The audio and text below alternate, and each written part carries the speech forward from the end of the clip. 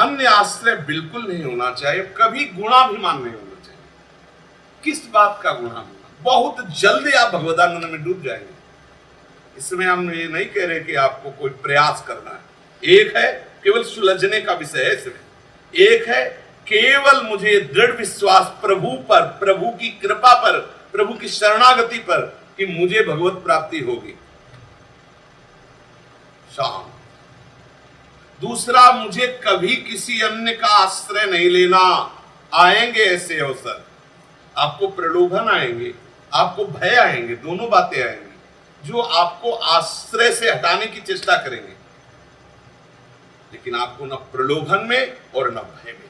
भारी से भारी भय और कोई कह रहा कि तुम चिंता मत करो मैं हूं, या तो तुम्हारे अंदर दृढ़ निश्चय होना चाहिए कि मेरे राधा वल्लभ लाल जी मुझे ऐसा संबोधन कर रहे हैं। फिर कोई अगर ये आया कि फलाने जी, अमुक जी हमें ऐसा बोल, अब हम निश्चिंत हुए, तो अंदर ही बैठा है जिसकी तुम शरण में हो, जहां से तुम्हारी वाणी स्फुरित हो, वही उसी के पहले वो सुन रहा है, बहुत आराम से वहीं बैठा हुआ। अब उससे क्या चतुराई करोगे? अब वो देख रहा है कि शरणागत, वो मांग कर रहे हैं, नन्यश्चिंते ये जना परिपास, वो ठेका ले रहे थे साम नित्याभियुक्तानंद युगक्षेम। कितना परमानंद का स्वर, इसीलिए हमें परमानंद का अनुभव नहीं हो रहा। इन तीन बातों को अपने लोग बैठ करके विचार करें, और इनमें तीन में जो जरा भी दिखाई दे बिल्कुल नष्ट कर दो। वचनों पर विश्वास, शास्त्रों पर विश्वास, महापुरुषों पर विश्वास, जो गुरुजन हमारे आगे इस मार्ग में गए, निश्चित सब भगवत चरणारविंद की शरणागति के बल से मुझे निश्चित भगवत प्राप्ति होगी। प्रभु के सिवा मेरा कोई आश्रय नहीं है। भले नरक मिले स्वर्ग मिले, इसकी कोई परवाह नहीं है। दुख मिले, विपत्ति मिले, निंदा मिले, अपमान मिले, या सुख मिले, संपत्ति मिले, सम्मान मिले, इससे मुझे कोई संबंध नहीं। मेरे प्रीतम सिर्फ मेरे प्रीतम ही रहेंगे, और चाहे जैसा व्यवहार हो, चाहे जैसी परिस्थिति हो, लेकिन कभी मैं अन्य को स्वीकार नहीं कर सकता। और ये जो मेरे अंदर बात आई है, मेरी नहीं है, मेरे प्रभु की है, ये बात मान लेने से गुणाभिमान नहीं होता। यही सब मार्ग के दिव्यताएं हैं। फिर आप देखोगे एक आपको प्रसन्नता रहेगी। देखो अपने लोग जो है जैसे बुझा हुआ चेहरा, अशांत मन, क्लिष्ट जीवन, क्यों क्यों हम कहते क्यों? बोले हम कुछ कर नहीं पा रहे। तो बढ़िया है ना, कुछ कर नहीं पा रहे हो, चल नहीं पा रहे, तो ट्रेन में बैठ जाओ, परेशान का है, वो बड़ी रफ्तार से भाग रही। बच्चा चल नहीं पाता तो माँ की गोद में हो जाता, माँ वहीं पहुंचती है जहां उसका लक्ष्य होता है। तो बच्चा बिना किसी प्रयास की गोद में वो माँ का दुग्ध पान करता हुआ, और सोता हुआ भी पहुंच जाता है, नहीं पहुंच जाता कई बच्चा के पेट। अगर आप बच्चा बनोगे, आचार्य गुरु की शरण, कोई चिंता नहीं, निश्चिंत रहिए, शोक मत कीजिए। अब जब आप निश्चिंत हो जाएंगे, भगवद आश्रित हो जाएंगे, तो लिख लो, भजन करना नहीं पड़ेगा, धुआंधार भजन होगा, निरंतर भजन होगा, अखंड भजन होगा।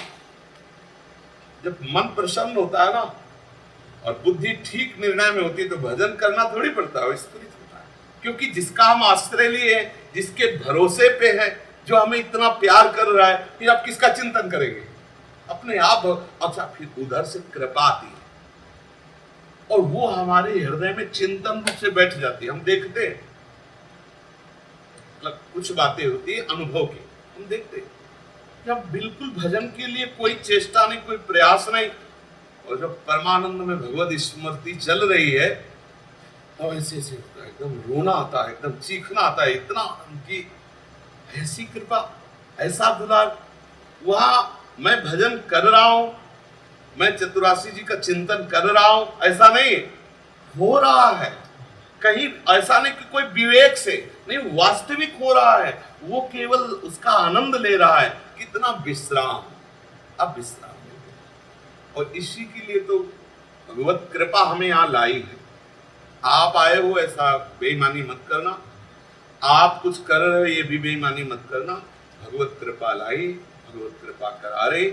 आपसे जो असाधन हो रहा है, जो नहीं होना चाहिए, आप उसके लिए भी निश्चिंत रहें।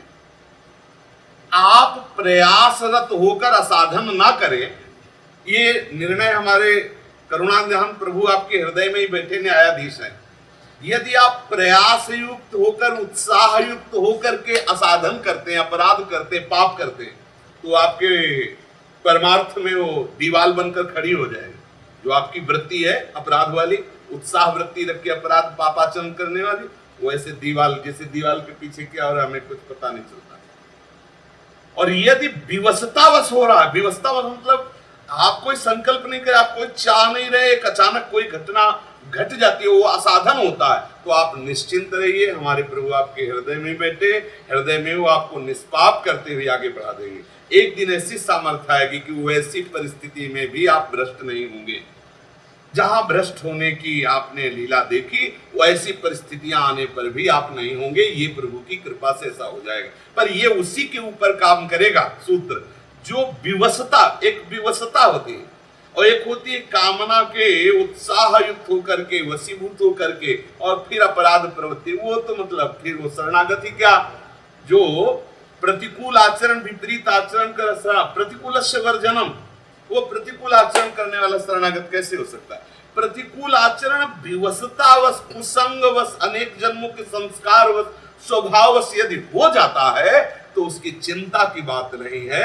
हृदय में बैठा हुआ वो परम तत्व निर्विकार करके आपको बल दे, उससे आपकी कोई हानि नहीं होगी, विश्वास करो। इसीलिए आचार्य चरण कह रहे हैं कि तिहारे आगिले पाछले अपराध हरिवंश के बीच, पाछले और आगिले जो चूक हो जाए, आगिले का मतलब हो सकते हैं, इसलिए तो कहा आगिले हो सकते हैं, क्योंकि अनेक जन्मों के संस्कारवश, स्वभाववश हम न समझ पाए, विवशतावश हो जाए तो भी प्रभु है, लेकिन समझ दे रहे हैं, नहीं करना चाहिए। अरे कौन दे, और उत्साहित होकर फिर आपको उसका दंड, प्रभु त्यागेंगे नहीं उसमें भी, पर आपको दंड मिलेगा। क्या दंड मिलेगा? आपके अंदर जो भगवदानंद है वो ढक जाएगा, कामनाओं की भीड़ लग जाएगी, वो फिर वो कृपा करेंगे और नवीन। जैसे एक दवा काम नहीं करती तो फिर डॉक्टर और पावरफुल देता है। तो प्रभु दो प्रकार की कृपा कर सकते हैं। एक कर सकते हैं कि तुम्हें भरी सभा में अपमानित करवा सकते हैं, जिससे तुम्हारा अहम का पारा एकदम डाउन हो जाए, अंदर का जो मलिन भाव था ये हो जाता है। जैसे सभा में किसी को डांट फटकार और दंड मिलता है तो बहुत बड़े से बड़े अपराध का समापन हो जाता है। यहाँ तक शास्त्रों में वर्णन है कि सभा में यदि हम अपनी गलती बता दें और गलती स्वीकार कर ले, सभासदों से क्षमा याचना कर ले, तो वो बड़ा सा बड़ा अपराध भी वो निष्प्रभावित हो जाता है। तो हमारे हृदय में दृढ़ विश्वास रहे, अन्य आश्रय न रहे, गुणाभिमान न हो, तो आप पड़े रहो वृंदावन धाम में, देखो आपके अंदर होता क्या है, फिर आप देखोगे कि कैसा भगवदानंद स्फुरित होता है। अभी भगवदानंद का स्वाद जिनको नहीं मिला, उन्हीं की दशा होती है कि इधर उधर की बातें भटकना, इधर उधर चिंतन करना, चेष्टा करना, नहीं तो और न कछु सुहाय इनको जुगल सेवा, तो कुछ अच्छा ही नहीं लगता। एक बड़े कृपा पात्र सब जन हो, बस अपने इस मन के जाल बुनने की जो वृत्ति है उसको हटा दीजिए। इस श्रीमद राधा सुधा निधि में हटाने के लिए ही जो मांगे की गई, कब ऐसा होगा लाडली जी? हम धीरे धीरे चंदन घर्षण करके फिर आपकी पत्रावली कर, ये जाल बुनना है इधर का, और ये जाल बुनना इधर का कि कब ऐसा होगा कि शब्द स्पर्श रूप रसगंध जनित कौन सी ज्ञानेन्द्री के द्वारा या कर्मेंद्री के द्वारा हम कहां से, ये बहुत सावधान। जब हम एकांत बैठे तो हमारा यही विषय होना चाहिए, सेवक शरण सदा रहे, अनत नहीं विश्राम, वाणी श्री हरिवंश की। कहे या तो हम प्रभु के नाम का या तो प्रभु की लीला का। कुछ मन नहीं लग रहा तो भी आपका तपस्या भजन चल रहा है, क्योंकि आप भगवद आश्रित हो, आप धामवासी हो। कोई भजन नहीं हो रहा, कोई साधना नहीं हो रही, तो भी आपका तप, आपका साधन, आपका भजन हो रहा है, क्योंकि आप आश्रित हो। मान लो जैसे किसी फैक्ट्री मालिक के ही फैक्ट्री में ऐसा सिस्टम हो कि आप यही वास करो, पूर्ण अधीन रहो और यही नौकरी करो, यही सेवा करो, महीने में आपको इतनी अमुक धनराशि मिलेगी। अब वो वहीं रह रहा है और वो निकालने वाला स्वभाव वाला ना हो, स्वार्थी ना हो, तो अब 2 महीने 3 महीने 4 महीने लॉकडाउन में काम नहीं हुआ तो ईमानदार जो मालिक होगा वो बिना काम के आपको पैसा देगा, नहीं देगा। तो हमारे मालिक तो अति उदार भी सुंदर सूरत सुर सुकुमार। यदि वो हमसे भजन करा रहे, उनकी फैक्ट्री में आ गए, भजन की फैक्ट्री में वृंदावन धाम में भजन करा रहे हैं तो हमें पेमेंट मिलेगी, और यदि भजन नहीं हो रहा तो हम उनकी इस लीला धाम में रह रहे हैं, उनके लिए रह रहे हैं, ये भजन हो रहा है। तो विश्वास मान लो, आपकी अध्यात्म उन्नति में कोई फर्क नहीं पड़ने वाला, आपकी भगवत प्राप्ति में कोई फर्क नहीं। होता क्या है, जो हम ये कुसंग करते हैं, असत वार्ता करते हैं, असत चिंतन करते हैं, अन्य आश्रय लेते हैं, बस यही सब बिगड़ जाता है, यही सब बिगड़ जाता है। आप पक्का समझ लो, आपके अंतः की स्थिति यहीं से बिगड़ जाती है। इसे सुधार करना। श्री राधा।